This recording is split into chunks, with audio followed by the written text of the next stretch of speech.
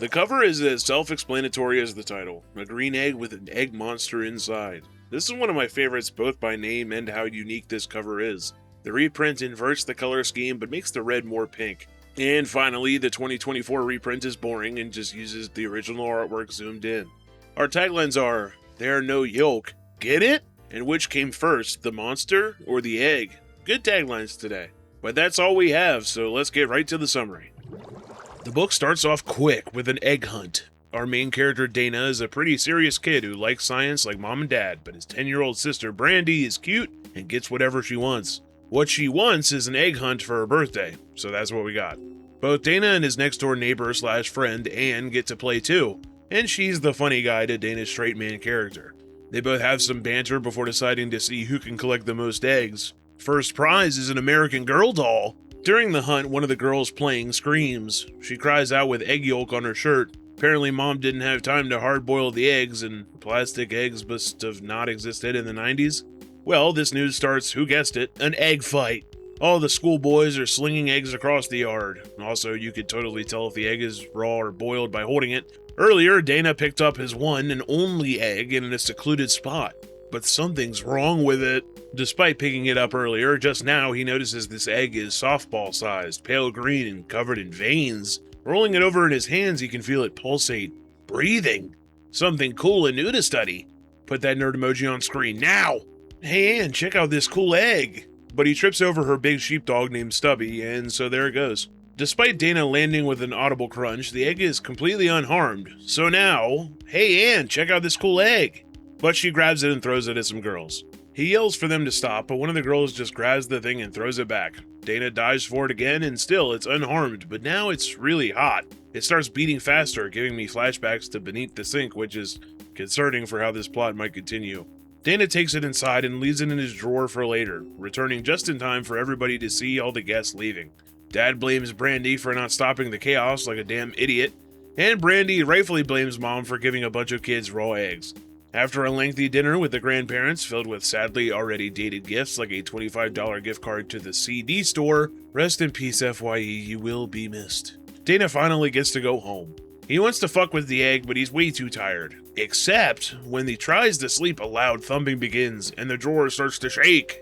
After enough suspense, Dana opens the drawer to see that nothing has changed. He tries to touch it, but it's burning hot, and although he wants to tell literally anybody in his family, the collectively specific egg-based trauma has them all too pissed off to listen. So, Dana decides to just go back to bed with the thumping egg as white noise, and wakes up in time to see it hatch.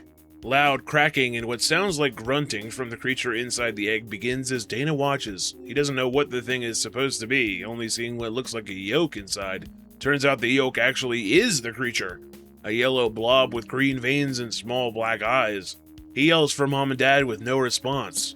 Now what? He closes his drawer and runs downstairs to see a note saying the whole family's gone for Brandy's piano lesson. He decides to show it to Anne instead and carry it in his shoebox. Unfortunately, Dana's too scared to grab this thing barehanded, which, to be fair, it looks about as colorful as any poison frog, so good on him.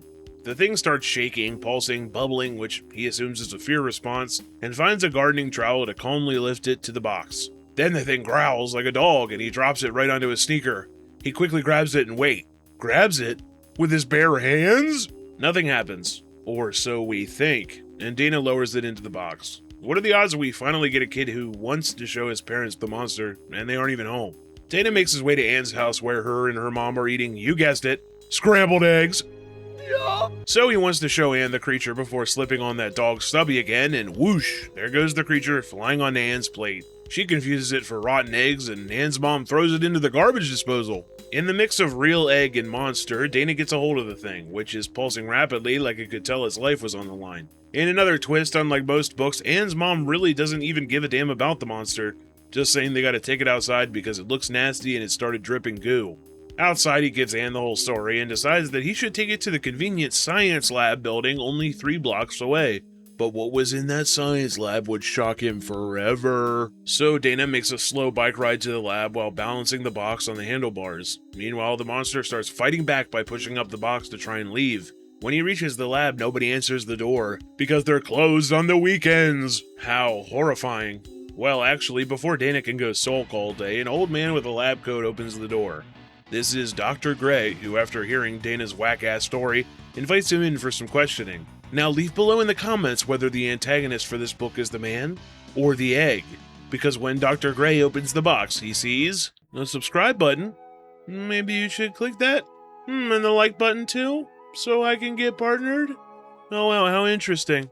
Well, Dr. Gray looks at the egg and says, "You found one. Looks like this is nothing new, and we get an early expo dump. These eggs fell from the sky on this town, seemingly flying through space from Mars over 2 years ago. And this one is especially young. When the eggs reached the atmosphere, they didn't even burn up, so they are super strong, and thank God they aren't that big." Dr. Gray calls the Martian cute and leads Dana to see something. He leads him down to a hall and shows him a window. A window with nothing. Oh, sorry, Dana, I forgot to hit the light switch. So now he can see inside at dozens more eggy blobs. So you might be wondering why a scientist is willing to show a little boy all this. Yeah, me too. So he lets Dana walk inside the room, which is freezing cold. Apparently they like the cold, and after being born, if they get too hot, they melt. They place Dana's Martian next to the others, and a few start bouncing around. This whole thing reminds me of SCP-999, another really adorable blob. As a nerd himself, Dana has plenty of questions, but first, the blobs all block the door. Dana flips out, but Dr. Gray reminds him that they like to do this sometimes. Also, they have no mouth or limbs, so what the hell could they do to you? Right. But apparently they like forming into shapes together as maybe a way to communicate. Dana has a quick thought about the concept of finders keepers when it comes to alien life forms, but decides he should let the doctor keep it for testing, and leaves. But he's not leaving. Dana immediately starts freaking out worse than I've seen some of these goose kids at gunpoint have been.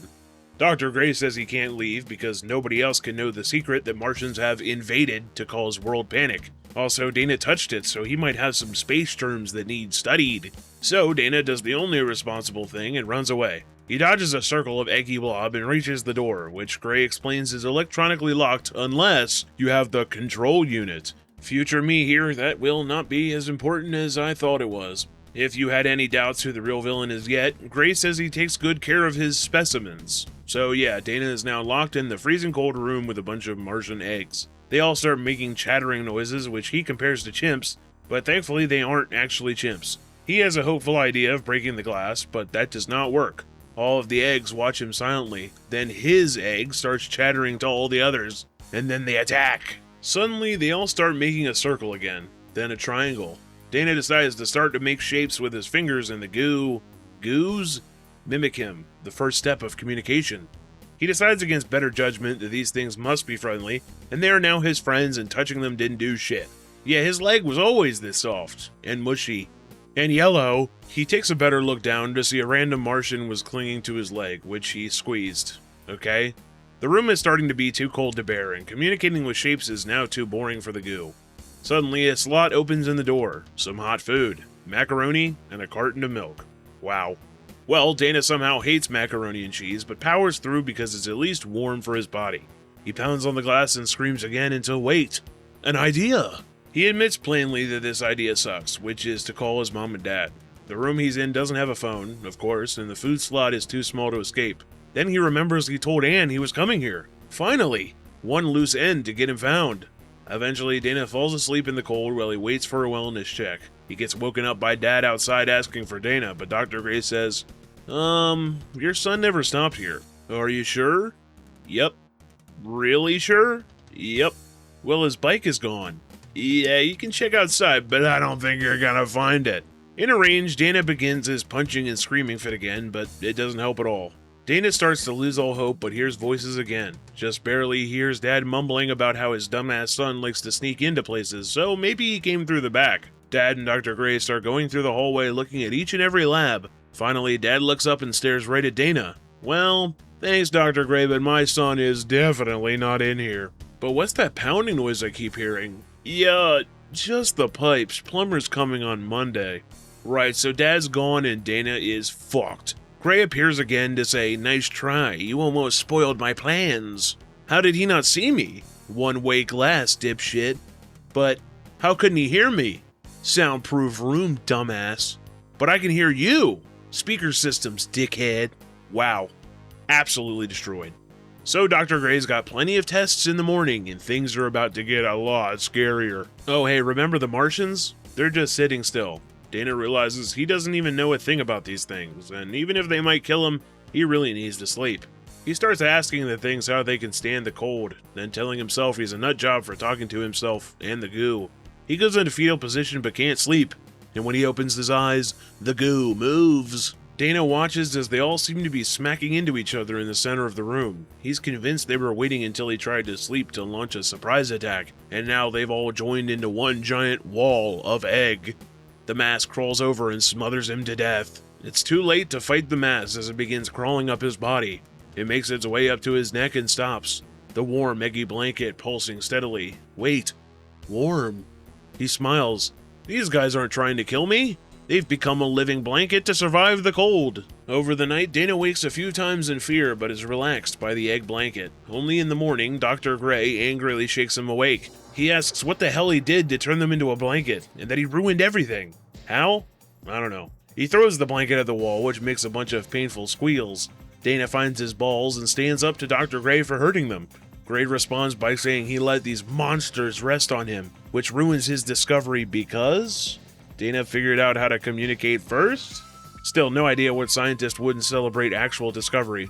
Well, Dana, you gotta die. Went from 0 to 100 real quick with this one. Dana makes a quick movement and dodges past into the hallway.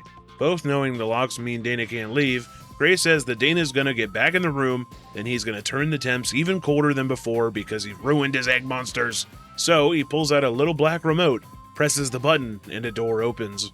Bye, Dana. Dana yells for him to stop, and in a moment of hesitation, Gray turns and gets completely enveloped by the egg blanket and falls to the ground. While Dr. Gray starts getting suffocated, Dana doesn't waste his chance and runs out to the morning light. He finds his bike by a dumpster and speeds back home, yelling about the egg monsters from Mars before Mom and Dad can even speak. They get in the car and speed off as he quickly explains the hostage situation. When they make it to the science lab, though, it's the unsatisfying ending you always expect. Both the eggs and Dr. Gray are completely gone. They drive back home and call the family doctor, who says nothing's wrong with him, though he should get some rest. He does in fact feel strange though, and keeps dozing off all day. One time he's woken up by Anne yelling at him to play battle chess on CD-ROM. Cool! So he gets ready, makes his way over to Anne's house, and right there on the lawn, he lays the biggest egg you've ever saw. I am not kidding. That is how the book ends. Stein just made us witness a kid shitting out a Martian egg. What does that even mean, dude? That means these egg yolks basically empregged him. And why is he so casual about it? I'm glad the egg monsters are generally kind, but what was their goal? Where the hell did they go? I really like the concept of outlandish Martian egg goo, the science, but Dr. Gray's motivation was really lacking. He doesn't mention any financial goals, just that you could maybe assume he wanted the credit for discovery all for himself. But he also needed to kill Dana to cover up from the public? I don't know. That guy was a nutcase. It's a rough patch and an interesting book, but man, that ending. That is gonna haunt me for the next 2 weeks, because by then it's time for the Beast from the East.